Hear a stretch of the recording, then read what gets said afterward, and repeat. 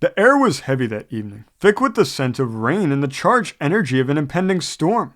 Eli Fisher stood in the doorway of his aging barn, staring out at the dark clouds rolling in from the west. He'd seen many storms in his 45 years, but something about this one gnawed at his stomach. The wind had picked up, rustling the golden fields of wheat that stretched beyond his farm, and the animals in the barn stirred uneasily. "Best get inside, Dad," said his eldest son Samuel, standing beside him. Eli nodded but hesitated. This barn had stood for nearly 100 years, built by his grandfather with the hands of neighbors, family, and friends. It housed his livestock, his tools, his harvest. It was the heart of his farm, the place where his father had taught him the ways of their people, the way he had taught his own sons. The thought of it being taken from him filled him with unease. Then, the first bolt of lightning split the sky, and the wind howled as though the heavens themselves were angry. The destruction. Eli barely had time to reach the safety of the farmhouse before the storm unleashed its fury. The wind roared through the valley, rain coming in sheets that battered the windows. From inside, he and his family could hear the creaking and groaning of the barn's old wooden beams, and then an awful splintering crack. Eli felt his chest tighten. He rushed to the window, and by the flickering lamplight, he saw what he had feared most. The barn had collapsed in on itself, its wooden walls buckling under the force of the storm.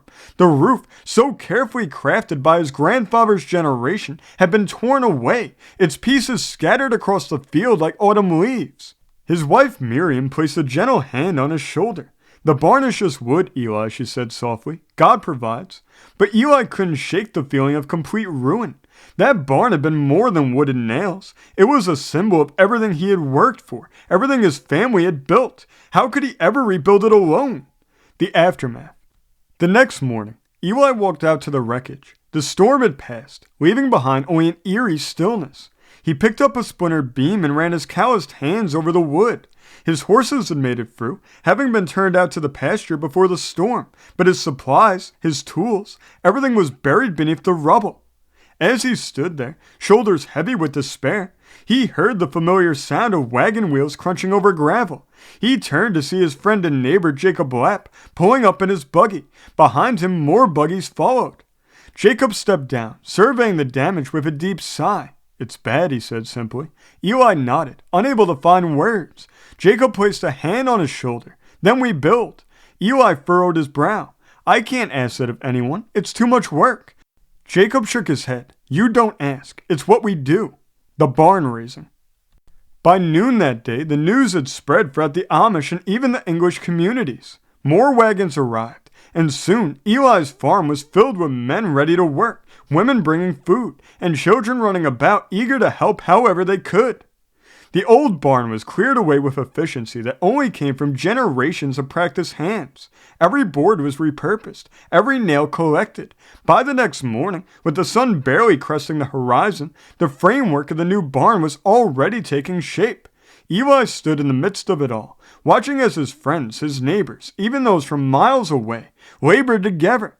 Young men climbed the beams with the agility of squirrels, while the older men guided them with the wisdom of years spent building. Women prepared an endless stream of food, their laughter and conversation filling the air. The children carried water, ran errands, and sat wide-eyed at the sight of their fathers and brothers working together in harmony. It was a humbling sight. Eli worked alongside them, his despair slowly lifting with each wooden beam raised, each nail driven in. He no longer felt the weight of his loss. Instead, he felt the strength of his people, the love of his community. By the end of the second day, the walls were up, and by the third, the roof was taking shape. As the sun set on the fourth evening, the new barn stood tall, stronger than ever, a celebration of gratitude. As the final touches were made, Eli's heart swelled with gratitude. He and Miriam decided that the only way to properly thank the community was to host a great feast at their farm. The long tables were set up beneath the stars, covered in cloth and piled high with homemade bread, roasted chicken, fresh vegetables, and pies still warm from the oven. Lanterns hung from the trees, casting a soft glow over the gathering. The air was filled with the sound of laughter, the occasional song, and the deep sense of belonging. Eli stood at the head of the table, looking out at the faces of those who had come to his aid. I have no words to express my gratitude, he said, his voice thick with emotion. You have reminded me of what truly matters. Not the wood, not the tools, but the people. You have built not just a barn, but a reminder that none of us are ever truly alone. A quiet murmur of agreement passed through the crowd. Jacob raised his cup, to Eli's barn, and to the strength of our people. The toast was met with cheers, and soon the night was filled with music, conversation, and the warmth of a community bound together by faith and hard work. As Eli sat beside his wife, watching his children play and his friends share stories, he felt something settle deep in his soul. The storm had taken much from him, but in its wake, it had given him something greater, a renewed sense of belonging, a reminder of the unshakable foundation upon which his life was built.